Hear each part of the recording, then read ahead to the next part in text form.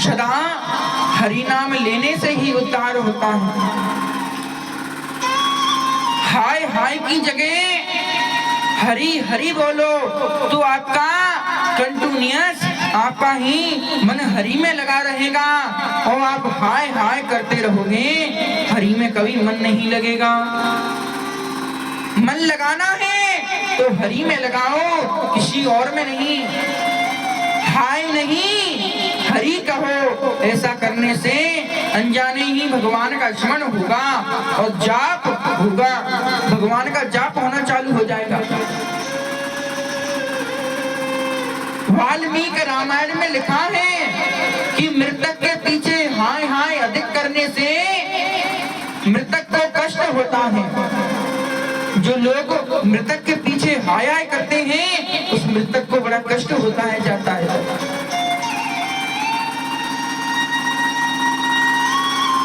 उसे दुख होता है। हरि हरि बोलने से उसका फल मृतक आत्मा को मिलता है। विष्णु दूतों ने अजामिल को यमदूतों के बंधन से मुक्त किया और उसका उद्धार हो गया। आप मृत्यु टाल सकते, आप मृत्यु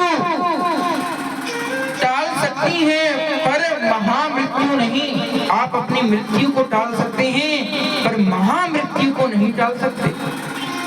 कितना भी प्रयास करें आपको करना चाहिए। अगर कोई मृतक भी जा रहा है तो उसे हाय हाय करके विदा ना करें, उसे राम नाम लेकर विदा करें तो उससे वो प्रसन्न होता जाएगा, उसका उद्धार हो जाएगा। हाय हाय करोगे तो भैया उसका उद्धार तो भूल गया, वो रोता रोता ही जाएगा, वह रोता रोता जाएगा। इसीलिए कहते हैं प्रभु का नाम ही शरब परी है। प्रभु का एक बार नाम लेने से सर्वव्यापी परमात्मा का मोक्ष प्रदान हो जाता है। अन्यथा कितने भी जतन कर लो वो फल ना मिले तो ना मिले, एक बार हरि नाम ले लो तो फल स्वतः ही मिल जाए। श्री राधे। वाल्मीकि रामायण में लिखा है, वाल्मीकि रामायण में भी लिखा है, जो मनुष्य हाय हाय करते हैं वो मनुष्य रोता हुआ जाता है कि मैं जा रहा हूं, ये क्यों हाय हाय कर रहे हैं। अगर हरि हरि बोलकर उन्हें विदा करो, राम राम बोलकर विदा करो तो जीव खुश होता जाता है और प्रभु में आसक्त होकर उसकी मुक्ति हो जाती है।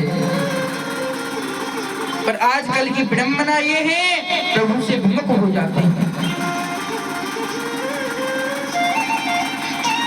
अल्पायु के शेष होने पर पाप के कान आने वाली आप मृत्यु को सत्कर्मों से टाला जा सकता है। आप सत्कर्म करोगे, मृत्यु आ रही होगी तो आप उसे टाल दोगे, टाल सकते हो।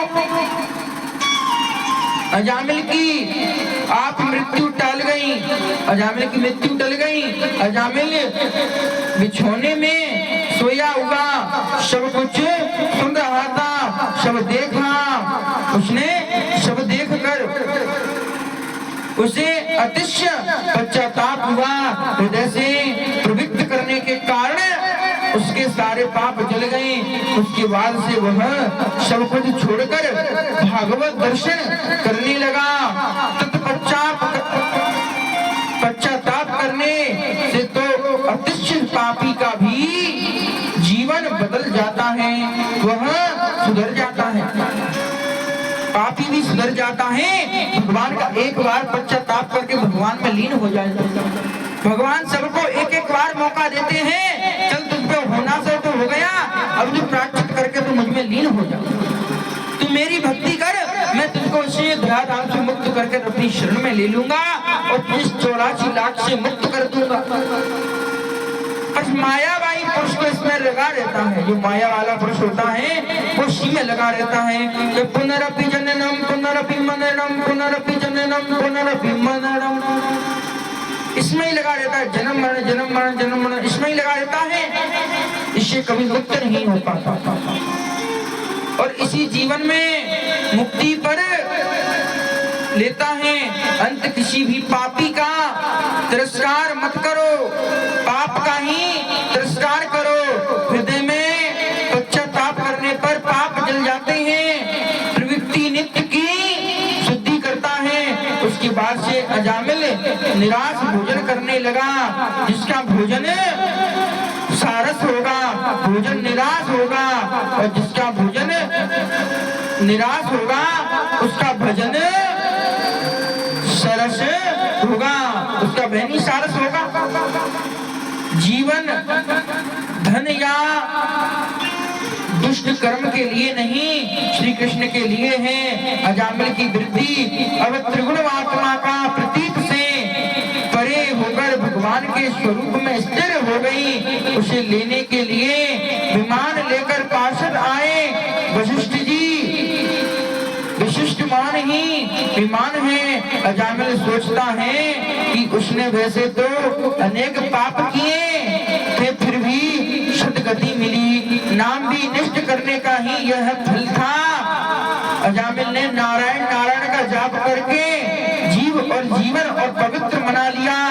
जीव के समझने से वह सुधरेगी। श्रीखंड मांगे तो उसे कड़वे नीम का रस दो, वह व्यर्थ का स्मरण ही अधिक करते हैं। निराश वक वक करते हैं, निराशा ही वक वक करते रहते हैं। भगवान का नाम तो कभी लेते ही नहीं।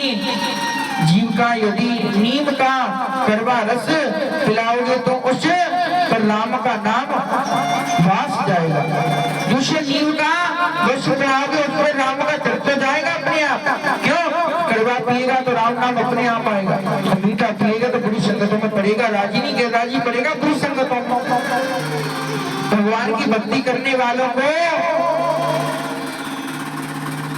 इलोक और परलोक, इस लोक में और परलोक में दोनों में प्राप्त होता है। भगवान का कीर्तन करने से अजामिल भागवत धाम में पहुंच गया। भगवान के नाम का सारा सहारा लेकर वह तर गया।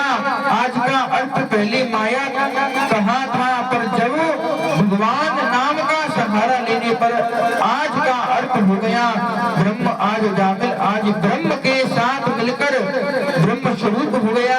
आज जीव और शिव एक ही हो गए, जीव और शिव एक ही हो गए। अजामिल शब्द के दो अर्थ हैं, माया में फंसा हुआ जीव तथा ब्रह्म रूपी हुआ जीव। माया में फंसा हुआ जीव और ब्रह्म रूपी हुआ जीव। माया का वर्णन तो कई तरह से किया जाता है। श्रीमद शंकराचार्य जी ने माया की व्याख्या करते हुए कहा है कि कंचन और कामिनी में फंसे व्यक्ति को माया में फंसा हुआ जानो। कंचन और माया में फंसा हुआ आदमी को माया में फंसा हुआ जानो। किम्मन हृदय कनक चाकांति, इस जगत में कौन सी वस्तुएं त्याजित हैं, त्याग के समय की हैं? तो उत्तर देते हैं कि जीव की अधोगति की ओर ले जाने वाला कंचन और कामिनी, इन दो में जो फंसा जा लेता है, जो फंस जाता है, माया से फंस गया। मणि रत्न माला कृष्ण उत्तर अंति उत्तम है, उसके एक एक शब्द में उपदेश भरा पड़ा हुआ है। बुद्धि युक्त कौन है? जो पांच वेश्याओं में आसक्त है, स्वप्न में भी उनका ही अनुसरण करता है। कौन है? जो वेश्याओं की ओर वैराग्य की दृष्टि से रखने वाला है। घोर नरक कौन सा है? स्वदेह ही और धीरे नरक है। उस देह में सुंदरता कहाँ है? यह तो मांस रक्त आदि दुर्गति का पदार्थों से भरा हुआ है। स्वर्ग के सुपान कौन है? स्वर्ग के सोपन कौन से हैं? जो स्वर्ग के सुपन आते हैं तो कौन कौन से हैं? सभी द्रवणाओं का अच्छे ही स्वर्ग का स्वप्न है। जो गंदी दुर्गंधियों में होते हैं वो स्वर्ग के ही स्वप्न है। दरिद्रता कौन है? जिसकी करुणा विशाल है। श्रीमंत कौन है?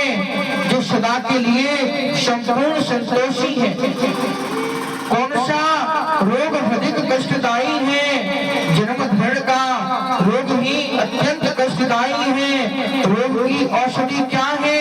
परमात्मा के स्वरूप का बार बार चिंतन और स्मरण करना ही इस भवरूपी रोग ही औषधि है।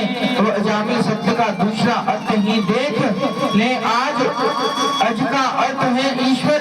ईश्वर में ब्रह्म में विलीन हुआ जीव ही अजामिल है। साधु होना कठिन तो है, किंतु सदगुण जीव में साधु मन जा सके। साधु होने की नहीं अपितु सरल होने की आवश्यकता है। जिसने रसों को जीता है समझ के उसने जिन को भी जीत लिया। लेकिन सुख को सकल हो जाए तो मानो कि ईश्वर की कृपा नहीं है।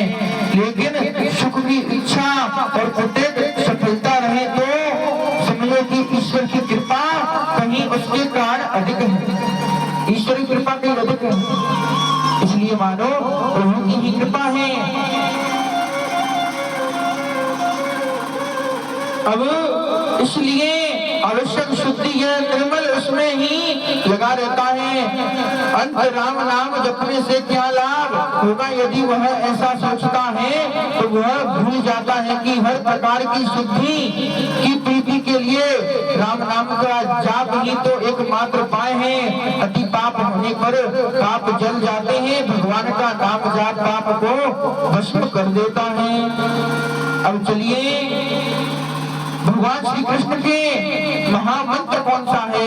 श्री कृष्ण गोविंद हरे मुरारी, हे नाथ नारायण वासुदेवा।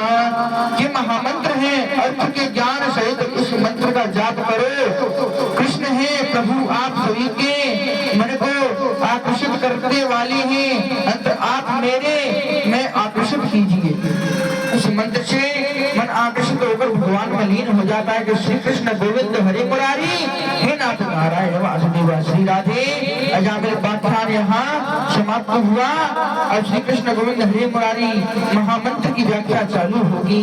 श्री राधे। चलिए आज यही विश्राम करते हैं, कल महामंत्र से शुरू करेंगे। बोली श्री राजा राजेश्वर श्री कृष्ण भगवान की जय। हनुमंत बलवंत जी महाराज की जय। रामचंद्र सरकार की जय।